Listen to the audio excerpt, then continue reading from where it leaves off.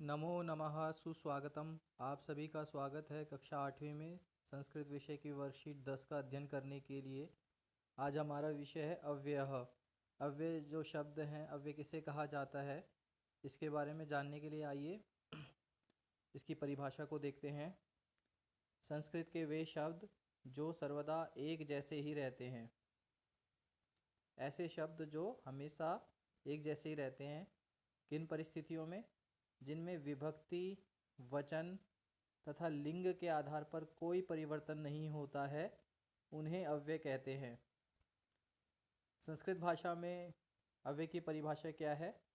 सदृशम त्रिषु लिंगेषु सर्वासु च विभक्तिषु वचनेषु च सर्वेषु यन्न व्येति तदव्ययम्। अर्थात सदृशम त्रिषु लिंगेषु यानी सदृश समान रूप से तीनों लिंगों में, सर्वासु च विभक्तिषु और सभी विभक्तियों में, वचनेषु च सर्वेषु यानी सभी वचनों में जो व्यय नहीं होते, परिवर्तित नहीं होते, वह अव्यय कहलाते हैं। तो यह अव्यय की परिभाषा है।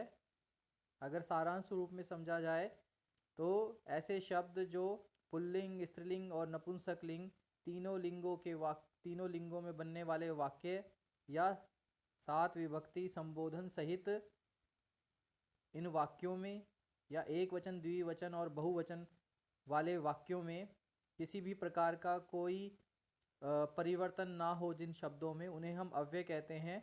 इसे हम एक उदाहरण के माध्यम से समझेंगे। जैसा कि यहाँ पर बताया गया है, यहाँ पर 3 उदाहरण दिए गए हैं, 3 वाक्य दिए गए हैं।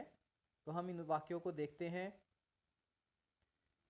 प्रथम वाक्य हमें बता रहा है अद्य रामः विद्यालयं गच्छति, अर्थात आज राम विद्यालय जाता है। अद्य गीता विद्यालयं गच्छति, आज गीता विद्यालय को जाती है। अद्य वाहनम न चलति, आज वाहन नहीं चलते हैं। प्रथम वाक्य जो है वह पुल्लिंग का वाक्य है और द्वितीय वाक्य स्त्रीलिंग वाक्य है, और तीसरा जो वाक्य है वह नपुंसकलिंग वाक्य है।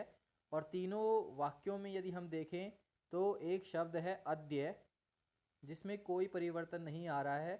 अद्य का अर्थ होता है आज। तो इस प्रकार से तीनों वाक्यों में अद्य शब्द में कोई परिवर्तन नहीं आया, अतः यह जो अद्य शब्द है यह अव्यय कहलाएगा। ठीक इसी प्रकार से यदि हम विभक्तियों में देखें कि अव्यय किसे कहा जाता है, तो यहाँ पर 2 उदाहरण हैं। दीपकः तत्र गच्छति, दीपक वहाँ जाता है। तो यहाँ पर जो दीपकः शब्द है वो प्रथमा विभक्ति का शब्द है। इसी प्रकार से यदि हम दूसरा उदाहरण देखें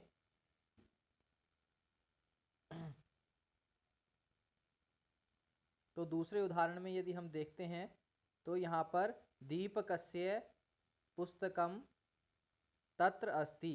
तो यहाँ पर जो दीपकस्य शब्द है वह षष्ठी विभक्ति का है, परंतु यहाँ पर भी तत्र शब्द लगा है और दोनों वाक्यों में तत्र मतलब वहाँ, तत्र शब्द में कोई परिवर्तन नहीं आया है। अतः यहाँ पर भी जो तत्र शब्द है वह अव्यय कहलाएगा। इसी प्रकार से तीसरे उदाहरण में हम वचन के माध्यम से समझते हैं कि अव्ययों में परिवर्तन ना होने के कारण अव्यय कैसे जाने जाते हैं। यहाँ पर प्रथम उदाहरण में हम देखते हैं सह श्वः वाराणसीं गमिष्यति, अर्थात वह कल वाराणसी को जाएगा। श्वः मतलब होता है कल, आने वाला कल। दूसरे वाक्य में देखते हैं तौ श्वः वाराणसीं गमिष्यतः, वे 2 कल वाराणसी को जाएंगे।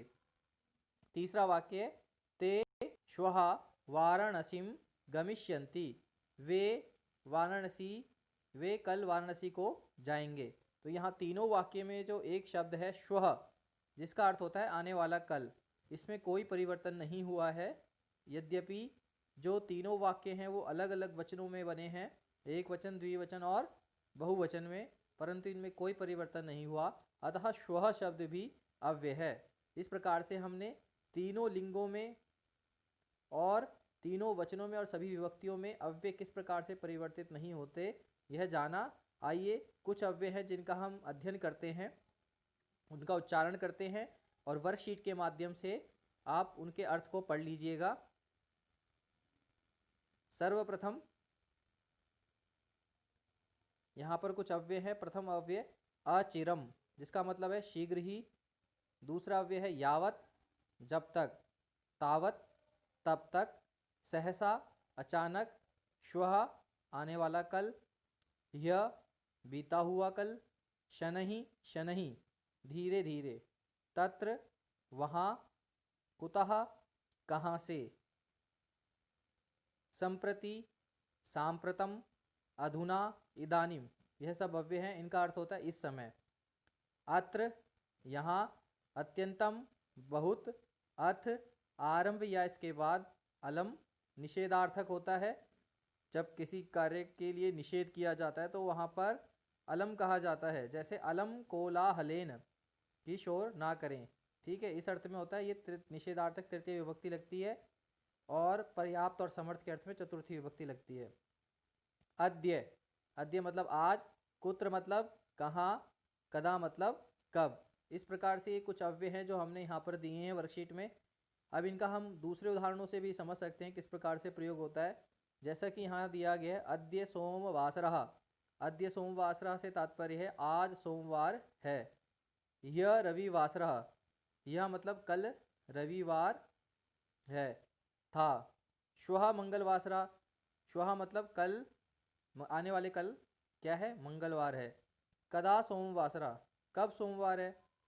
तो यहाँ पर यदि आप देखें तो अद्य यानी आज, ये अव्यय है। यह मतलब कल, ये भी अव्यय है। श्वः मतलब आने वाला कल, यह भी अव्यय है। कदा मतलब कब, यह भी अव्यय है। इस प्रकार से आप भली भांति अव्यय का अध्ययन कर लेंगे। इसके आधार पर कुछ प्रश्न पूछे गए हैं जिनका उत्तर आपको करना है। प्रथम प्रश्न पूछा जा रहा है, समुचितैः ही अव्यय ही मंजूषातः गृहीत्वा रिक्त स्थानानि पूरयत। यानी मंजूषा में यहाँ पर कुछ अव्यय हैं जिनको आपको चुनकर लिखना है, स्वयं करना है, अभ्यास से करना है। तो यहाँ पर मंजूषा हमने नहीं दी है। अहम ग्रामम गमिष्यामि, अहम मतलब मैं गांव जाऊंगा। तो यहाँ पर क्या आएगा, श्वः यानी आने वाले कल में मैं गांव जाऊंगा, तो श्वः आएगा। सह गच्छति, यहाँ पे प्रश्नवाचक चिन्ह है। तो यहाँ पर जो अव्यय हमारे वर्कशीट में आया है उसके आधार पर यहाँ पर हम लिख सकते हैं सह कदा गच्छति, वह कब जाता है। फिर प्रश्न तृतीय में गजः चलति, गज जो हाथी है चलता है। तो हाथी कैसा चलता है, अव्यय आता है एक शनैः शनैः। तो हम इसमें लिख सकते हैं शनैः शनैः, यह अव्यय धीरे धीरे, यानी हाथी धीरे धीरे चलता है। सोमवासरः अस्ति, सोमवार है। तो सोमवार है यानी आज के लिए बोला जा रहा है, तो आज के लिए शब्द आता है, अव्यय आता है अद्य। अद्य सोमवासरः अस्ति। अहम विद्यालयम गमिष्यामि, वह विद्यालय जाऊंगा। जाऊंगा अर्थात आने वाले कल में जाएंगे, तो यहाँ पर आ जाएगा श्वः। अहम श्वः विद्यालयम गमिष्यामि। इस प्रकार से इस वर्कशीट में आए हुए अव्ययों का अध्ययन करके आप अभ्यास कार्य कर लेंगे। आशा है आपको यह वर्कशीट समझ में आई होगी। धन्यवाद।